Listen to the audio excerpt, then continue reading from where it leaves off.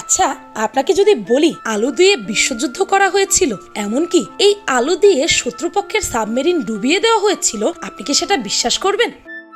এমন একটি প্রাণী রয়েছে যেই প্রাণীটির একটি দুটি নয় বরং 3টি চোখ রয়েছে। আপনি হয়তো জানেন না, সরি বলার কারণে কিন্তু আপনাকে জেলে যেতে হতে পারে। আচ্ছা, কখনো কি মাথায় প্রশ্ন এসেছে পেঁয়াজ কাটলে আমাদের চোখ দিয়ে পানি ঝরে কেন? আপনি জানেন কি, রূপচর্চার জন্য কোরিয়ায় প্রতিদিন মেয়েরা 30-40টি করে থাপ্পড় খেয়ে থাকে। কি এগুলো বিশ্বাস হচ্ছে না, তাই তো? আজকে আপনাদের এমনই সব অদ্ভুত এবং অবিশ্বাস্য ফ্যাক্ট জানাবো যেগুলো অবিশ্বাস্য হলেও সত্য।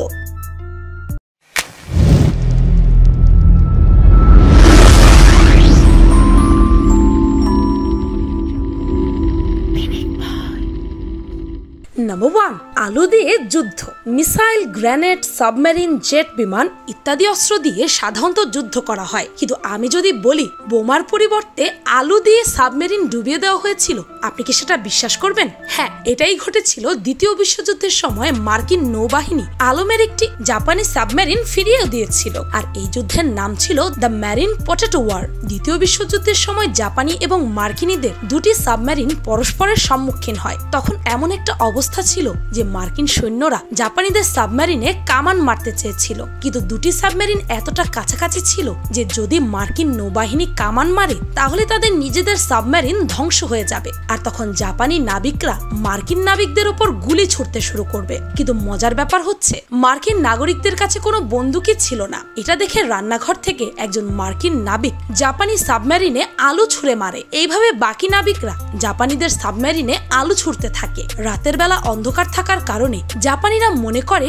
হয়তো এগুলো গ্রেনেড, আর এই ভেবে তারা খুব দ্রুত পানির নিচে ডুব দেয়। আর যখন একটা পর্যাপ্ত দূরত্ব তৈরি হয় তখন আমেরিকান নাবিকরা কামানের সাবমেরিনটাকে ধ্বংস করে ফেলে। বলতে গেলে সব কৃতিত্বই গোল গোল আলুরই ছিল। নাম্বার 2, কোরিয়ার থাপ্পড় থেরাপি। আমরা মোটামুটি সবাই জানি যে কোরিয়ার মেয়েদের স্কিন সারা পৃথিবীর মধ্যে সবচেয়ে দারুণ স্কিন, আর তারা তাদের স্কিন অনেক বেশি ভালো রাখার জন্য নানা ধরনের থেরাপি ব্যবহার করে। তার মধ্যে একটি থেরাপি হচ্ছে থাপ্পড় থেরাপি। আপনি একদম ঠিক শুনেছেন, কোরিয়ার মেয়েদের ত্বক ঠিক রাখার জন্য দিনের 30 থেকে 40টি থাপ্পড় খেতে হয়। এর পেছনে ছোট্ট একটা সায়েন্স রয়েছে। যখন মুখে থাপ্পড় দেওয়া হয় তখন খুব ভালোভাবে রক্ত সঞ্চালন করে, আর যার ফলে ত্বক থেকে টক্সিন বের হয়ে যায় এবং ত্বক অনেক বেশি ভালো থাকে। নাম্বার 3, চোরের বোকামি। রাশিয়ায় ট্রেন স্টেশনে একটি চোর চুরি করার জন্য সে তার সম্পূর্ণ মুখ গাঢ় সবুজ রঙের রং দিয়ে রাঙিয়ে ফেলে যেন কেউ তাকে চিনতে না পারে। এরপর চোরটি ঠিকই একটি পার্স চুরি করে নেয় এবং সেখান থেকে দৌড়ে পালায়। 30 বছরের এই চোরটিকে মাত্র 14 মিনিটে পুলিশ ধরে ফেলেছিল। এখন আপনারা হয়তো ভাবছেন এটা কি করে সম্ভব। আপনি জেনে অবাক হবেন যে ওই শহরে অমন মুখে সবুজ রং মাখা আর কেউ ছিল না, সেই জন্য তাকে খুব সহজেই পুলিশ ধরে ফেলে। আসলে ব্যাপারটা হচ্ছে চোর চুরি করার পরে যে মুখের রং তুলে ফেলবে সেটা সে ভুলেই গিয়েছিল, সেজন্যই তো সে ধরা খেলো। নাম্বার 4, পেঁয়াজ কাটলে চোখে পানি আসে কেন? আপনি রান্নাঘরে গিয়ে কখনো যদি পেঁয়াজ কেটে থাকেন তাহলে নিশ্চয়ই আপনি কান্না করেছেন, অর্থাৎ আপনার চোখে পানি এসেছে। কিন্তু আপনার মাথায় কি কখনো প্রশ্ন জেগেছে পেঁয়াজ কাটলে কেন আমাদের চোখ থেকে পানি বের হয়? এর মূল কারণ হচ্ছে যখন আমরা পেঁয়াজ কাটি তখন পেঁয়াজ থেকে এক ধরনের এনজাইম বের হয়, আর সেটা বাতাসের সাথে মিশে যায়, যার ফলে সেগুলো আমাদের চোখে গিয়ে আমাদের চোখের পানি ঝরায়। 1980 সালের পূর্বে মনে করা হতো পেঁয়াজ থেকে যে গন্ধ বের হয় সেটার জন্যই আমাদের চোখ দিয়ে পানি আসে, কিন্তু যখন এটা নিয়ে গবেষণা করা হয় তখন জানা যায় যে গন্ধর জন্য নয়, বরং পেঁয়াজ থেকে বের হওয়া কেমিক্যালের কারণেই চোখে জল এসে পড়ে। কিন্তু আপনি যদি পেঁয়াজটাকে ছিলে সেটাকে পানিতে ডুবিয়ে রাখেন কিছুক্ষণ আর তারপর সেটাকে কাটেন, তাহলে আপনার চোখে কখনোই জল আসবে না। নাম্বার 5, পিঁপড়ের অসম্ভব ক্ষমতা। পৃথিবীর মধ্যে সব থেকে যদি কোনো প্রাণী নিরলস পরিশ্রম করে থাকে সেটা হচ্ছে পিঁপড়ে। আপনি হয়তো ভাবছেন একটানা 2 ঘন্টা কাজ করে পিঁপড়েরা নিশ্চয়ই 5-10 মিনিট বিশ্রাম নেয়, কিন্তু না। আপনি জেনে অবাক হবেন যে একটা পিঁপড়ে একটানা 12 ঘন্টা কাজ করলে মাত্র 4 মিনিট বিশ্রাম নেয়। তাও মূলত 4 মিনিট বিশ্রাম নেয় শক্তি অর্জন করার জন্য, যেটা পাওয়ার ন্যাপ হিসেবে পরিচিত। নাম্বার 6, এমন শব্দ যা উল্টো করলেও একই থাকে। আচ্ছা বলুন তো, এমন কোন শব্দ আছে যে শব্দটিকে যখন আপনি আয়নার সামনে রাখবেন তখন সেটির রিফ্লেকশন অর্থাৎ প্রতিবিম্ব একই হবে? কি আপনার মাথায় কি আসলো সেই শব্দটি? থাক মাথা চুলকানো দরকার নেই। শব্দটি হচ্ছে সুইমস। এই শব্দটিকে কোনো খাতায় লিখে আপনি যদি আয়নার সামনে রাখেন তবে দেখবেন এর রিফ্লেকশনও সেম দেখাবে। Number 7, movie trailer. কোনো একটা মুভি তৈরি করার পূর্বেই পরিচালকরা কয়েক কিস্তিতে সেই মুভির ট্রেলার বের করে। মূলত মুভির প্রতি একটা আকর্ষণ তৈরি করার জন্য পুরো মুভি রিলিজ দেওয়ার পূর্বেই তারা দর্শকের মধ্যে সেই মুভি সম্পর্কে একটা ধারণা দেয় ট্রেলারের মাধ্যমে। কিন্তু আপনি জেনে অবাক হবেন, যখন সর্বপ্রথম এই মুভি ট্রেলারের চিন্তা মাথায় এসেছিল তখন ট্রেলার দেখানো হতো মুভির শেষে, সেজন্য এর নাম রাখা হয়েছে ট্রেলার।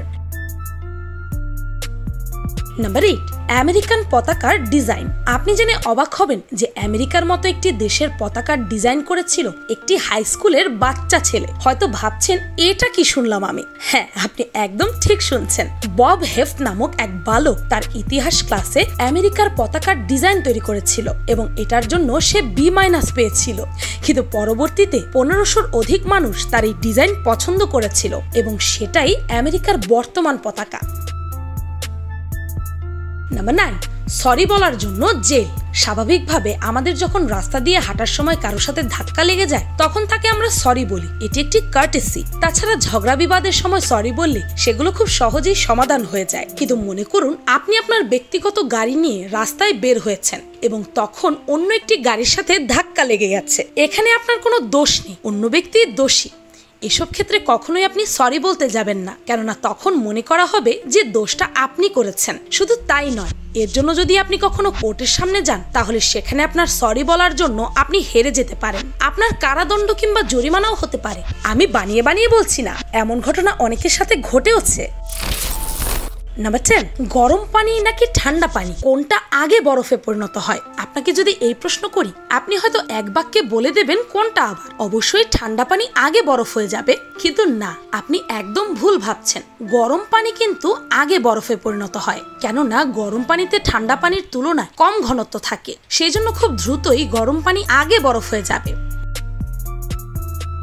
নাম্বার 11, সিগারেট স্বাস্থ্যের জন্য স্বাস্থ্যকর। 1950 সালে যখন সিগারেটের প্রচারণা চালানো হচ্ছিল তখন সবাইকে বলা হচ্ছিল যে সিগারেট স্বাস্থ্যের জন্য ক্ষতিকর নয়, বরং অত্যন্ত ভালো। এমন ভাবে এই কথাগুলো বলা হয়েছিল যেন সবারই ধূমপান করা উচিত, বিশেষ করে যেসব মানুষজন অসুস্থ তাদের জন্য এটা খুবই ভালো। বিভিন্ন হাসপাতালের ডাক্তাররা সিগারেট খাওয়ার পরামর্শ দিতেন। স্ক্রিনে আপনারা দেখতে পাচ্ছেন একজন নার্স একটি রোগীকে সিগারেট দিচ্ছে। সিগারেট প্রেমী ভাইদের জন্য এটি আসলে অনেক মজার একটা ফ্যাক্ট। নাম্বার 12, জাপানের ভূমিকম্প। জাপানের ভূমিকম্প একটি সাধারণ ব্যাপার, কেননা প্রতি বছরই জাপানে ভূমিকম্প হয়ে থাকে অজস্র। কিন্তু 2011 সালের 11ই মার্চ জাপানে একবার এমন এক ভয়ঙ্কর ভূমিকম্প হয়েছিল যা সেই দেশের ইতিহাসের সবচেয়ে বেশি ক্ষতি করে দিয়েছিল। এই ভূমিকম্প 9 ম্যাগনিটিউডের ছিল। এটি এত জোরে কম্পন সৃষ্টি করেছিল যে পৃথিবীর কিছুটা ভর উল্টোপাল্টা করে দিয়েছিল। ওই ভূমিকম্পের কারণে আমাদের পৃথিবী 1.8 মাইক্রোসেকেন্ড ডিলে হয়ে গিয়েছে। ব্যাপারটা হচ্ছে ওই দিনের পর থেকে আমরা 1.8 মাইক্রোসেকেন্ড সময় কম পাই। নাম্বার 13, মেয়েদের হিল হাতির চাইতেও শক্তিশালী।